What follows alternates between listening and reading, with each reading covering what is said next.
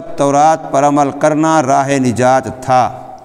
انجیل پر عمل کرنا راہ نجات تھا۔ اس طریقے سے زبور ہے، باقی آسمانی کتابیں ہیں،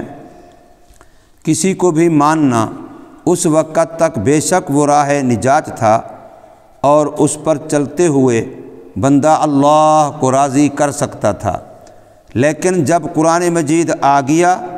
اور محمد کریم صلی اللہ علیہ وسلم نے اعلان نبوت، اظہار نبوت فرما دیا، اب کوئی آسمانی کتاب بھی بندے کے لیے راہ نجات نہیں ہے سوائے قرآن مجید کے، اور کسی سچے اور برحق نبی کی اتباع اور پیروی بھی راہ نجات نہیں ہے سوائے محمد کریم صلی اللہ علیہ وسلم کے۔ لہٰذا اب تم پر لازم ہے کہ اپنی کتابوں پر ایمان رکھتے ہوئے قرآن مجید پر ایمان لے آؤ اور اس کی اتباع اور پیروی کرو، اپنے نبیوں پر ایمان رکھتے ہوئے محمد کریم صلی اللہ علیہ وسلم کی رسالت اور نبوت پر ایمان لے آؤ اور ان کی غلامی کرو، تب تم بچ سکو گے، ورنہ نہیں۔ ایک حدیث پاک میں آتا ہے کہ حضور صلی اللہ علیہ وسلم کے اعلان نبوت سے پہلے جتنے بھی انبیاء سابقین، مرسلین سابقین ہیں، جو جس علاقے کے نبی تھا، جو جس قوم کے نبی تھا، جو جس زمانے کے نبی تھا، اس کی پیروی، اس کی غلامی، اس کی اتباع، وہ سب راہ نجات تھے اور جنت تک پہنچانے والے تھے، اللہ کی رضا کا ذریعہ تھے۔ بہت سارے راستے تھے، کوئی بندہ کسی بھی راستے سے اللہ کی رضا تک پہنچ سکتا تھا، جنت تک پہنچ سکتا تھا، لیکن جب قرآن آ گیا اور صاحب قرآن محمد کریم صلی اللہ علیہ وسلم تشریف لائے تو فرمایا کل طرق مسدود، اب اللہ تک پہنچنے کے سب راستے بند کر دیے گئے، اب اللہ تک پہنچنے کی سب کتابیں منسوخ کر دی گئیں، اب ایک ہی راستہ ہے اور ایک ہی کتاب ہے، اور وہ ہے محمد کریم صلی اللہ علیہ وسلم والا راستہ اور قرآن مجید والا راستہ، بس اس کے علاوہ کوئی سچی کتاب جو اپنے زمانے میں تھی، کوئی سچا نبی اور رسول بھی اللہ کی رضا کا ذریعہ نہیں بن سکتے اور اللہ تک نہیں پہنچا سکتے۔ تو پھر ہم اپنے عقل سے سوچیں کہ جب خدائی دین قرآن کے آنے سے منسوخ ہو گئے، سچے نبیوں کی شریعت منسوخ ہو گئی، تو انسانوں کی بنائی ہوئی جو سوسائٹیاں ہیں، پنچایتیں ہیں، اسمبلیاں ہیں، قانون ساز ادارے ہیں، تو کیا ان کی کوئی بندہ پیروی کرے گا تو وہ خدا تک پہنچ جائے گا، اس پر اللہ راضی ہو جائے گا؟ سوچنے کی بات ہے، جب سچے دین منسوخ ہو گئے، سچے نبیوں کی شریعتیں منسوخ ہو گئیں، اب وہ کارگر نہیں ہو سکتی، چل نہیں سکتی، تو پھر انسانوں کے بنائے ہوئے کوئی ادارے، انسانوں کے بنائے ہوئے کوئی نظام، انسانوں کا بنایا ہوا کوئی قانون، وہ اللہ کے قرآن کے ہوتے ہوئے کیسے چل سکتا ہے؟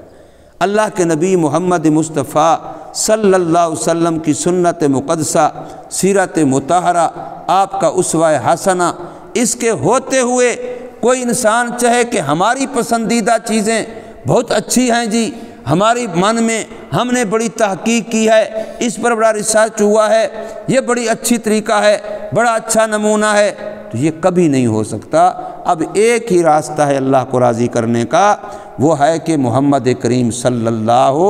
علیہ وسلم کا دامن پکڑ لو اور قرآن مجید کی بات مان لو۔ تو اس لیے اہل کتاب کو اللہ تبارک و تعالی نے اس آیت مقدسہ کے اندر خطاب فرمایا، یا ایھا الذین اوتوا الکتاب، اے وہ لوگو جن کو اللہ نے کتاب دی ہے، تورات دی ہے، کتاب اللہ ہے، انجیل دی ہے، کتاب اللہ ہے، زبور دی ہے، کتاب اللہ ہے، صحائف ہیں ابراہیم علیہ السلام کے، کتاب اللہ ہیں، تو جن کو یہ کتابیں پہلی ملی ہیں ان کو حکم ہے آمنو، ایمان لے آؤ۔ اپنی کتابوں پر اب ایمان کافی نہیں ہے، اب ان کتابوں کے ساتھ ساتھ ایمان لے آؤ، بما نزلنا، جو ہم نے اتارا، یعنی قرآن مجید، اب اس پر ایمان لے آؤ۔ نزلنا کا لفظ اور انزلنا کا لفظ، یہ قرآن میں دونوں لفظ آتے ہیں۔ نزلنا کا معنی ہوتا ہے تھوڑا تھوڑا کر کے اتارنا، اور انزلنا کا معنی ہوتا ہے یک بارگی اکٹھے اتارنا۔ یاد رکھیے قرآن مجید سے پہلے جتنی کتابیں تھیں وہ ساری کی ساری یک بارگی اکٹھے نبی کو دی گئی ہیں، اس لیے ان کے بارے میں کبھی لفظ نزلنا نہیں آتا۔ ان کے بارے میں جب بھی لفظ آتا ہے انزلنا آتا ہے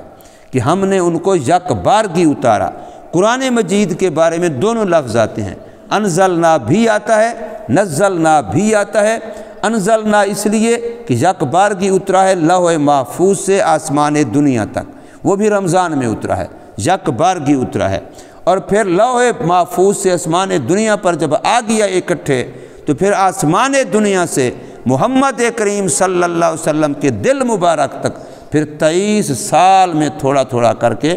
نازل ہوتا رہا ہے۔ یہ فرق میں نے اس لیے بتایا کہ کوئی کہہ سکتا ہے کہ یہاں قرآن کا لفظ تو نہیں ہے، یہاں تو یہ ہے کہ اہل کتاب ایمان لاؤ اس پر جو ہم نے اتارا، تو ہم نے اتارا میں تورات بھی تو ہے، انجیل بھی تو ہے، زبور بھی تو ہے۔ تو میں بتلا رہا ہوں کہ ان کے بارے میں نزلنا کا لفظ آ ہی نہیں سکتا، اس لیے کہ وہ کتابیں تھوڑی تھوڑی کر کے نازل ہوئی ہی نہیں ہیں، وہ تو یک بار کی نازل ہوئی ہیں۔ ان کے بارے میں جب بھی لفظ آئے گا تو وہ انزلنا کا لفظ آئے گا۔ یہ نزلنا کا لفظ بتا رہا ہے کہ یہ قرآن کے بارے میں ہے۔ اس لیے میں عرض کر رہا ہوں کہ اللہ نے فرمایا ایمان لاؤ اس کتاب پر جو ہم نے اتاری، یعنی قرآن مجید۔ اب قرآن مجید کی ایک صفت یہ ہے مصدقا لما معکم، کہ تمہارے پاس پہلے سے جو کتابیں ہیں، قرآن مجید بھی ان کتابوں کے اصل کی جو صحیح ہیں ان کی تصدیق کرتا ہے، کہ ان کے اندر بھی توحید کی بات ہے، قرآن میں بھی توحید کی بات ہے، ان کے اندر بھی رسالت کی بات ہے، قرآن میں بھی رسالت کی بات ہے، ان کے اندر بھی آخرت کی بات ہے، قرآن کے اندر بھی آخرت کی بات ہے، ان کے اندر بھی یہی ہے کہ عبادت کے لائق صرف اللہ ہے، قرآن مجید کے اندر بھی یہی ہے کہ عبادت کے لائق صرف اللہ ہے۔ اب یہ جو اصولی مضامین ہیں ان کتابوں کے، قرآن ان کتابوں کے ان اصولی مضامین کی تصدیق کرتا ہے، ان کو سچا بتلاتا ہے۔ ہاں جو تمہارے بعد میں تحریفیں کر ڈالی، تغیر تبدل کر ڈالا، اپنی طرف سے کتابوں میں جو ملاوٹیں کر ڈالی اس کی تصدیق نہیں کرتا، جو اللہ کی طرف سے نازل ہوئی تھی ان کی تصدیق کرتا ہے۔ اور تصدیق کا ایک معنی یہ بھی ہے کہ تمہاری کتابوں کے اندر جو محمد کریم صلی اللہ علیہ وسلم کے بارے میں بشارتیں ہیں اور آپ صلی اللہ علیہ وسلم کی علامات اور صفات لکھی ہوئی ہیں، تو قرآن انہی کی تصدیق کرتا ہے کہ واقعی آخری نبی یہ ہیں اور ان کی کتاب یہ ہے۔ تو فرمایا ایمان لے آؤ من قبل ان نطمس، اس سے پہلے کہ ہم تمہارے چہروں کو مٹا دیں۔ اب اس مٹانے کے دو معنی لکھے ہیں۔ ایک معنی یہ لکھا ہے کہ جو اعضاء بنے ہوئے ہیں، آنکھیں ہیں، ناک ہے، ہونٹ ہیں، کان ہیں، اللہ ان کو ایسے برابر کر دے جیسے پیچھے گدی بالکل برابر ہے، آگے والا حصہ بھی ایسے برابر ہو جائے۔ اب یہ اس کی طرح ہو گیا، جیسے پیچھے والا حصہ تھا گدی کا، آگے والا بھی جو چہرہ ہے اس کو مسح کر کے برابر کر دیا، مٹا دیا۔ تو یہ ایک طریقہ یہ ہے کہ یہ رہے اس طرح، لیکن رخ جو آگے کی طرف ہے یہ رخ پیچھے کی طرف ہو جائے، عذاب کے طور پر، سزا کے طور پر چہرے بدل دیے جائیں، الٹ دیے جائیں۔ فنردھا،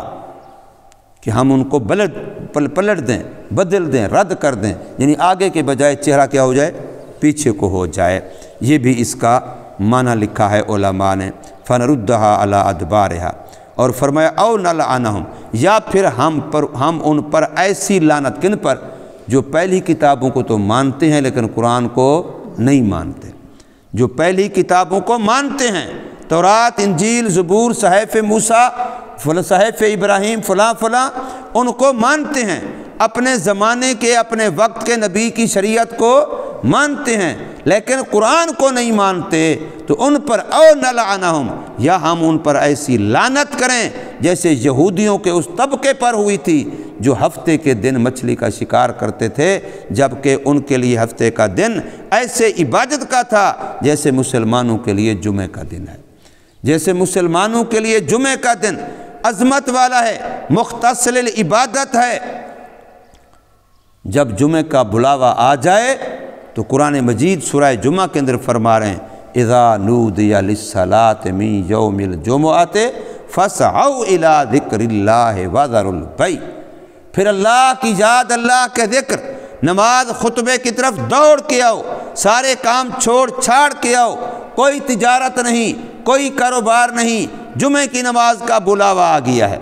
بس پھر بازار بند کر دو، پھر کاروبار بند کر دو۔ ہاں وَإِذَا قُضِيَتِ الصَّلَاةُ، جب نماز جمعہ مکمل کر چکو، ادا کر چکو، تو پھر فرمایا فَانْتَشِرُوا، اب اللہ کی زمین میں پھیل جاؤ اور اللہ کا رزق حلال تلاش کرو۔ اب ہمارے ہاں الٹا معاملہ ہے، ہم جمعے سے پہلے دکانیں کھول لیتے ہیں، جمعے کے بعد نہیں کھولتے۔ شریعت کا تقاضا یہ ہے کہ جمعے سے پہلے نہ کھولو، جمعے کی تیاری کرو، جمعے میں پہلے شروع میں آؤ، جمعے کی تیاری کر کے اول وقت میں آؤ، لیکن جمعہ پڑھنے کے بعد اب کاروبار کرو، اب اللہ پاک برکت و دے گا، اب اللہ پاک رزق حلال دے گا۔ فرمایا او نلعنہم، یا پھر ہم لعنت کریں گے ان پر جو اہل کتاب قرآن کو نہیں مانتے، کما لعنا، جیسا کہ ہم نے لعنت کی اصحاب السبت، ہفتے کے دن والوں پر۔ دریا کے کنارے کے قریب ان کی بستیاں تھیں،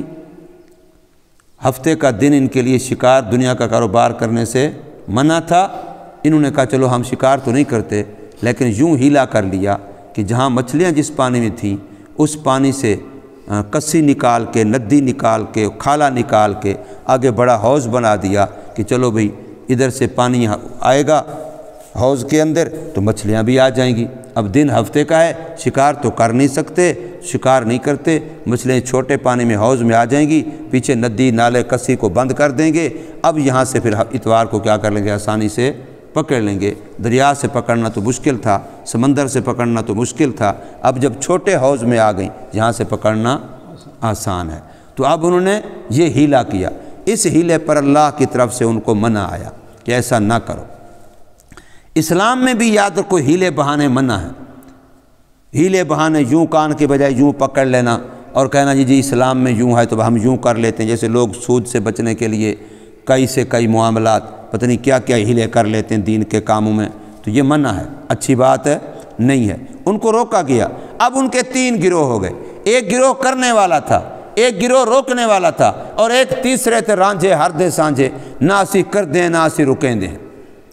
یہ تیسرا طبقہ تھا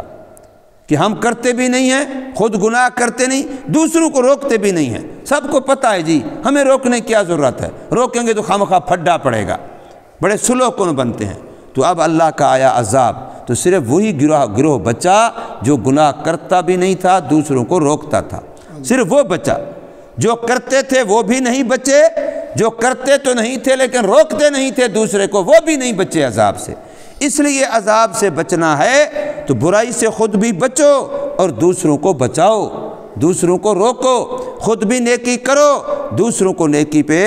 لگاؤ۔ فرمایا وَقَانَ أَمْرُ اللَّهِ مَفْعُولًا، اور اللہ کا حکم تو پورا ہو کر ہی رہتا ہے۔ جب اللہ کی طرف سے عذاب کا حکم آ گیا پھر کوئی اس حکم کو روک نہیں سکتا، پھر اس حکم نے ہو کے رہنا ہے۔ اللہ تبارک و تعالی ہمیں سمجھ نصیب فرمائے، عمل کی توفیق دے۔